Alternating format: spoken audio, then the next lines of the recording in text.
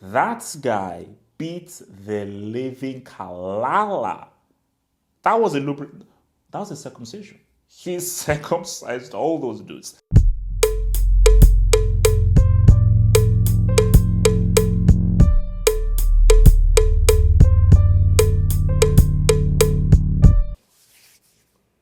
You saw my reaction to that first ep. Wow. This is quite a series, man. This is quite a series. Because when I was watching that first ep, I was like, okay, like what is this? Okay, just superheroes. Yeah, I've seen this before. Like, okay, this is like a weird take on the Justice League. Okay, yeah, Darkwing is obviously Batman. That's obviously Wonder Woman. That's obviously the Flash. I'm like, why is this so special? And then, so guys, spoiler. I'm going to spoil everything. I'm going to spoil everything right now. When Omni-Man just popped off, like, because it turns out it's like, wait, what am I watching? Because that came out of left field, and I think that's what I like in stuff where it just completely shocks you and you don't see it coming. I did not see that level of violence coming, and you see that violence is nothing in anime. In anime and anime is like they've been doing that since Fist of the North Star and Akira, but you don't really see this in American animation. And my whole beef with American animation is you don't see enough adult stuff. They always lean towards the comedic side. So either you have that's Pixar Disney trash, or you have stuff like King of the Hill or Beavis and Butthead. But you never do stuff that's, let's say, like action, superheroes and stuff, but you make it gritty, make it rude, and you make it violent. And I think this is the best of its kind they've actually done in the whole cartoon form. I know this is based off a comic, but they've never really, American animation never really ventures into this area. So the first episode, I was hooked. I was like, oh shit, okay, let's see what's next. And so this is just a review of all 5 episodes as a whole, because I just watched them as a whole. So I'm caught up with episode 6 that's gonna pop off, I think, on Friday. Shout out to Prime, man. Shout out to Amazon. Amazon is saying what's up. I mean, Netflix, man. I'm thinking of maybe halting my Netflix, because right now Prime has superb films, and now they have some really good original content, man. Because I know they also have them as well, another TV show. Amazon is looking real good. Look, Bezos is saying what's up. Bezos is saying what's up. So I think, no, look, the character of Omni-Man is super interesting. J.K. Simmons, amazing actor. See, many people know J.K. Simmons from Spider-Man, of course, Whiplash. I know him really from Oz. That's where I really know him from Oz. Anybody who's watched Oz will know how amazing and scary he was in freaking Oz. But the character of Omni-Man, I just think it's really interesting, man. And I just think that he's... because here's the thing. Look, this is spoilers. Let's have a whole spoiler talk.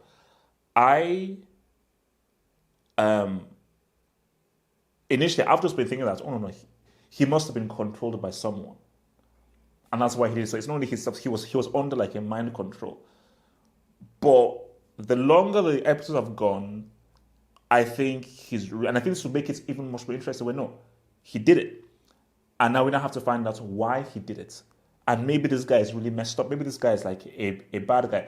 Similar to what you have with Homelander in The Boys. But the difference here is that Homelander was just quickly represented, oh, I'm just a bad... You already knew that he was a bad dude. But the beauty about this is that we still don't know. And I like the fact that we don't know whether... Was he under mind control when he popped off those superheroes? Or did he do it knowingly? And now we're like, wait, why did he do so? Does he have ulterior motives, or is there something that he's planning on doing? So that's just really interesting, man. So that's there. As I said, look, there's some really amazing characters. So I'll go through character by character, then I'll go through Cecil. The voices are crazy, because the beauty that you have on Amazon is you can press pause, and they then show you all of the actors that are in a scene. So what I always do is whenever like a new character comes through, I just press pause. And I'm like, oh my gosh, I know this guy. I mean, you have Zachary Quinto, the chick from Community, Kevin Michael Ray Richardson, Mahershala Ali, freaking Walton Goggins, Sandra Oh, obviously Stephen Yeun, who's obviously the lead in this. There's so many famous dudes here. Jeffrey Donovan, who I'll get to. So Cecil is a really, I like that character because it's like, because again, Walton Goggins, people know him from like Django Unchained, Hateful Eight. I know him from The Shield, TV show The Shield. And he was a very interesting guy on The Shield. And just like how, because he seems a bit weird and creepy. Because I'm like, wait, how did this, first of all, he looks weird and he talks weird. So my thing is like, how the hell did this dude get in charge, or how did the dude even get a government role? Because he's so odd and so weird, and he looks and feels so suspicious every time he comes through. To the character of, and also Zazie Beetz as well, who plays, I think is Amber. So yeah, I think it's the character of Mark is interesting because after I got done watching it, I then sort of, because I never watched Walking Dead, so I've only seen Stephen Yeun in Sorry to Bother You with Lakeith Stanfield, a really weird trippy film. But like, because I didn't watch season 1 of Walking Dead, so I've not gotten to his character in Walking Dead, but I know him from Sorry to Bother You, where he was pretty good in that. But funny thing, when I'm looking at the interview, you can see that he's really changed his voice and given his voice some intonations in this. And I think that's what I find interesting about the show is rather than go for voice actors, they've gone for well-known actors, and I think they've gone for actors with perhaps distinct voices. But I think it's like J.K. Simmons, who has like a very distinct voice. It's different from Yoon, who I think he had to really, because I think he talked about how dude is a 17-year-old and he's got to give him a bit more color in his voice and stuff, man. But look, there's just so many weird things because it's like you have, is it Monster Girl, who every time she turns into a monster, she grows younger and younger as well. You have the Mola twins. That's a freaking crazy concept. So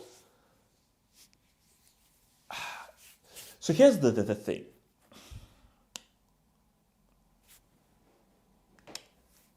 The show is good. The show is good, and I'm very much especially looking forward to what they say on Friday. But my thing is, I think they maybe want to try and balance things out because this show gets super violent and super hardcore. There's swearing and stuff, like guys get beaten the living crap out of. I mean, the last episode I saw where they go to okay, sorry. I know I'm all over the place. Machine Head. When Machine Head is talking to Titan, and then he goes, I've actually posted this on my Twitter, and he goes like, don't you know, I know where your family lives, which means you do what I say, which means you're fucking done. Because the guy, because he's a machine, he talks like a machine, and then it sort of goes into like R&B song. I'm like, this is ridiculous. That scene, I rewound about 50 times. When he says like, I know where your family lives, which means you do what I say. I'm like, what the heck is this? No, that was hilarious, man. But I know I'm going all over the place, but bear with me because I just have all these thoughts around the black characters. Can we just see? This is why I love Spawn and Blade so much. This is just like, can we just have a black character that's just? So we have Black Samson.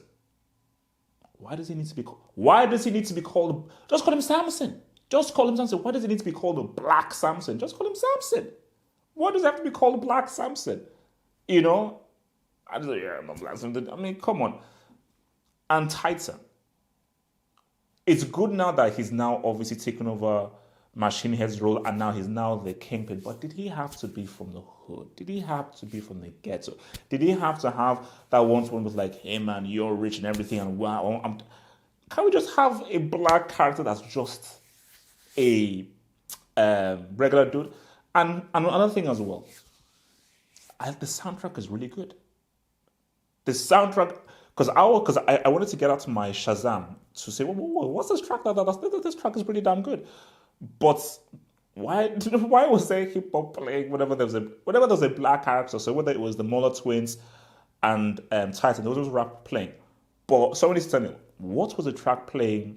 Even both tracks when you saw the Muller twins, I was like, no, this is actually wait, who is rapping? This is actually a really good track. Mark should choose Amber. Okay, it's not. I'm not being racial and so forth. It's like, another thing is that just why don't you tell her who you are? It would make things so much easier if you just tell her that the reason why I'm late is because I'm a superhero and I'm trying to save lives. You already know that she works in the community and is there to help people. I say, no, I'm literally helping people on a big scale. So, because my thing is that what is holding him back from just telling the truth? Just tell the truth. Say, yeah, this is what I am. I'm a superhero. And that would make things so much easier because once Superman told Lois Lane, look, I'm Superman, it's made things really easy. So you don't have to explain things, you don't have to be awkward and so forth. You're like, oh yeah, I know where you're done. Okay, I know where you're like you're fully on understanding. So yeah, rock with that. Like, the whole thing, was it XYZ or Eve? I don't like nah, I'm not feeling Eve, man. Amber is a lot better. But for me, what is driving the show, the core to this show is Omni-Man, the wife, and obviously the demon investigator played by Clancy Brown, man. Who again I know from Highlander. So what it's really about, because what I would like, I don't know how this is gonna go, but what I would like is Omni-Man, he did that. Like in the words of 50 Cent, he did that shit. And he's trying to cover his tracks. Hence why she is slowly finding things out and she's like, oh my gosh, I found why is this costume so important? Why? And maybe if she now investigates that costume, she realizes, oh no, this guy's really skilled. Like he was the one who really popped off all those dudes. So she's like, wait, who am I dealing with? Because remember, this is why we never really, what I've always said about Superman is that people forget because Omni-Man is like a representation of Superman pretty much. But I like how they're doing it right now. He's an alien. He is an alien. So he's not a human being. So however long he's lived on Earth and so forth, he is still an alien. So people forget that, wait, Kal-El is from Krypton. I don't give a damn how long he's lived on Earth. He's still an alien, and we need to be reminded about he's an alien. And there may be the way that he does things and process things that are totally different from human beings. So it's just to see how we're going to learn more about the investigation of Omni-Man, because Cecil and his partner in charge, that's why they took something from Mark's blood. Obviously, he has shared the same blood as Omni-Man. So trying to say, what, if we take his blood, let's try and see whether we can see what's up with Homeboy. Because my thing is like, they're screwed because you're dealing with the literally the strongest creature on the planet. Because I'm just thinking to myself that, again, remember guys, if you've already read the comments or so forth, please don't spoil it for anybody in the comments. Please don't. Because I'm not read the comments and I'm just going to watch this. Because I'm just trying to think to myself that, why would he want to, if he did want to pop them off, why would he want to pop them off? Why would he want to, like, is there something that he's working at? He didn't want them to be alive. He didn't want them to really look into something that he's operating. I have no idea.